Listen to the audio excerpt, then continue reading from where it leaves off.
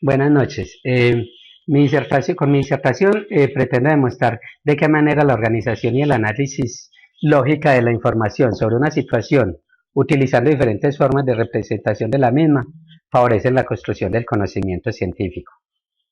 Eh, el ser humano, no cabe duda que es el amo del universo. El ser humano ha logrado posicionarse sobre los seres más grandes, sobre los más antiguos, sobre los más feroces. Ha logrado ponerse por encima de la naturaleza misma, conquistando los montes más altos, grandes profundidades del mar, conquistando incluso volcanes, incluso los aires, sin tener esas maravillosas adaptaciones que tienen las aves, que conocemos como alas.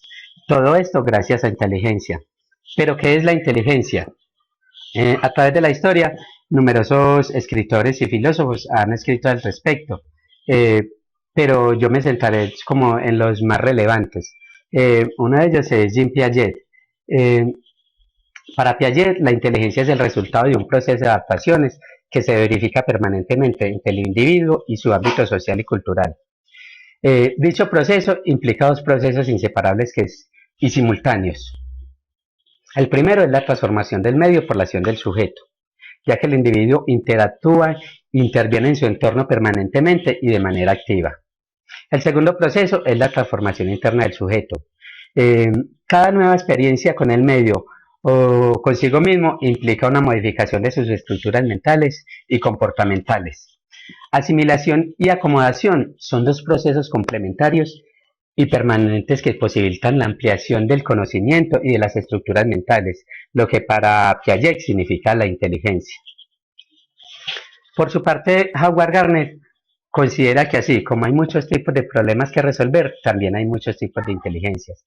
Él definió 8 tipos de inteligencias, en lo que llamamos las inteligencias múltiples.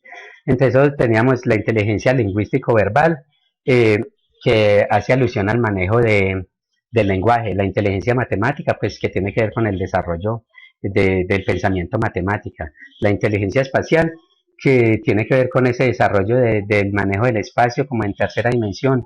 Esto lo manejan como los científicos, los ingenieros, los arquitectos. La inteligencia eh, kinestásica, que es la que se encarga de las expresiones corporales, de la danza, los deportes, el manejo de las herramientas, en fin. Las inteligencias intrapersonales, que son las que hablan del yo interior, del ser como tal, de los valores, del querer ser, de los motivos de autosuperación, etcétera. Y las inteligencias intrapersonales, que tienen que ver con las relaciones con el otro, con la empatía o la apatía, con el desarrollo de la personalidad hacia los demás.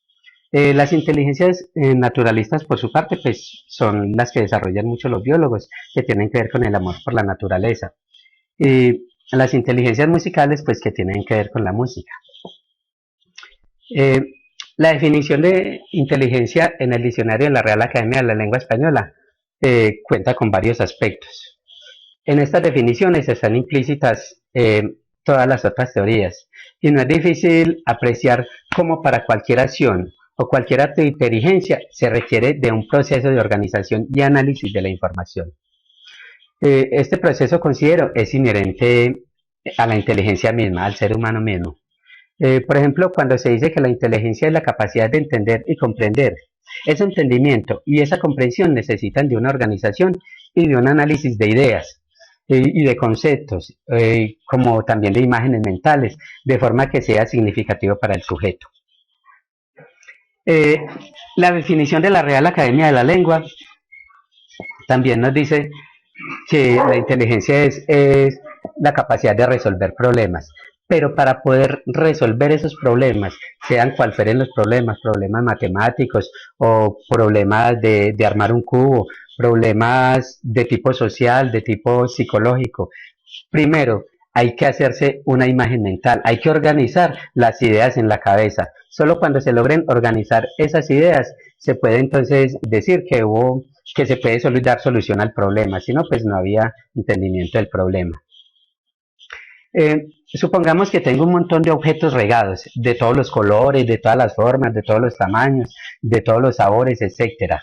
Eh, Ese montón de objetos, aunque muy bonitos que sean, en sí no significan nada, solo representan un ruido. Eh, pero a medida que los voy organizando, esos objetos van adquiriendo un significado. Eh, Ese significado cada vez se hace mayor, lo que nos va llevando al conocimiento real, al conocimiento científico. Es necesario pues aquí la organización y el análisis de cómo se va a organizar para poder que se dé un conocimiento.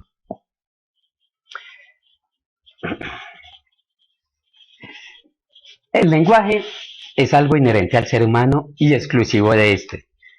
Pues desde que se empezó a desarrollar el ser inteligente, también empezó a desarrollarse en él un lenguaje para expresar los productos de dicha inteligencia, por medio de símbolos, por medio de señas, todo esto producido deliberadamente. El lenguaje es la representación de las ideas, emociones, deseos o imágenes que se tienen en la mente. Para que exista una transmisión del conocimiento, las personas involucradas en el proceso deben manejar el mismo lenguaje. Es decir, para que se dé una correcta codificación por parte del emisor y una correcta decodificación por parte del receptor. Pero aún así, aunque ambos manejen un mismo nivel de lenguaje, solo existirá una verdadera transmisión del conocimiento si existe un análisis y una organización estructurada de dicho conocimiento. Es entonces necesario diferenciar dos tipos de conocimientos, el conocimiento empírico y el conocimiento científico. Ya que un conocimiento común empírico es un conocimiento que se tiene de forma superficial, de forma aparente sobre un hecho, un objeto o una persona. Este es obtenido por percepción sensorial, por los sentidos. Mientras que un conocimiento científico, que generalmente inicia siendo un conocimiento empírico, es aquel que se obtiene mediante procedimientos con pretensión de validez, utilizando la reflexión, el razonamiento lógico y respondiendo a una búsqueda intencional por la cual se determinan los objetivos. Para lograr un verdadero conocimiento científico es necesario un proceso de organización, de manipulación y de representación de la información, de forma que permitan la inferencia y la producción del conocimiento como tal. La forma como dicha información esté organizada es muy importante, ya que dependiendo de la manera y de la pertinencia como se exprese dicho conocimiento, dependerá su desarrollo, la eficiencia y la calidad de dicho conocimiento. Dicha organización debe permitir una búsqueda o una operación eficiente de los mecanismos de inferencia.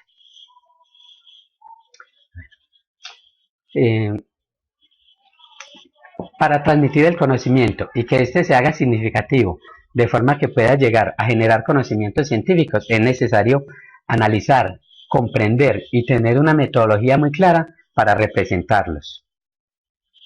Y entre las formas más comunes de organizar la información para llegar a un conocimiento científico, tenemos varias, que son, por ejemplo, el esquema circular.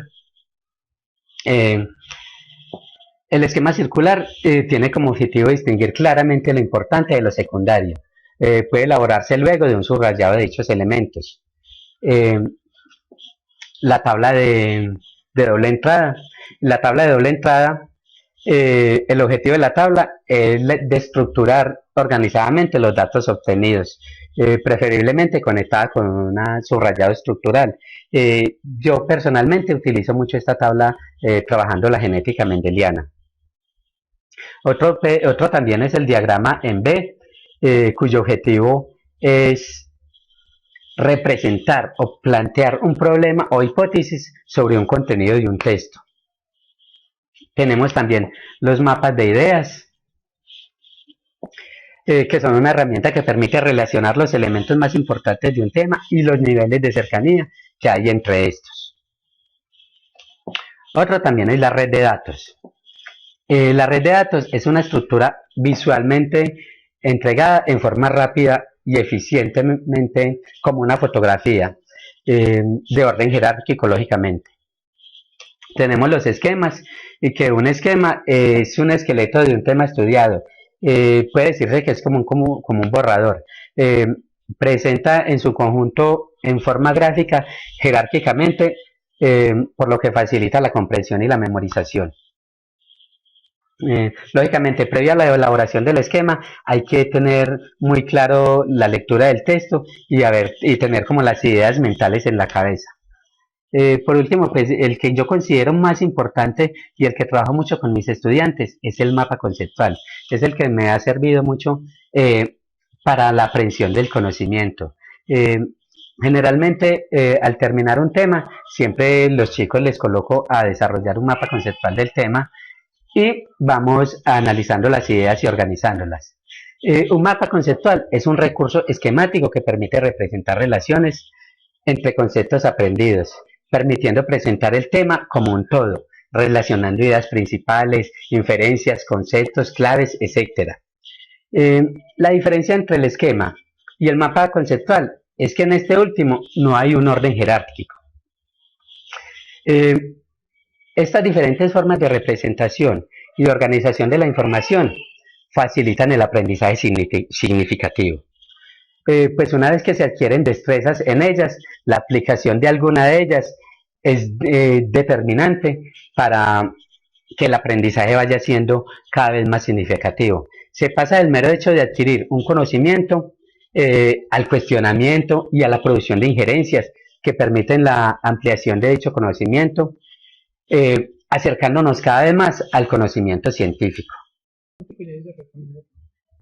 Bueno, resumiendo todo, entonces podemos definir que la inteligencia es inherente al ser humano, solo los seres humanos cuentan con ella, que la inteligencia produce el conocimiento y que para que se produzca este conocimiento se necesita de una organización y de un análisis de ideas mentales que vayan conllevando a inferir y cada vez más a agrandar dicho conocimiento.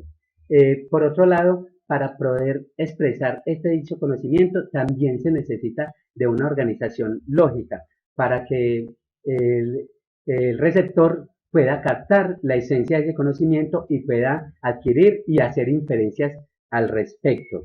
Para ello entonces contamos con varias herramientas de procesamiento del conocimiento y que entre ellas pues las más importantes o la que yo considero más importante es el mapa conceptual por su facilidad para contener las ideas y para que los estudiantes las puedan asimilar.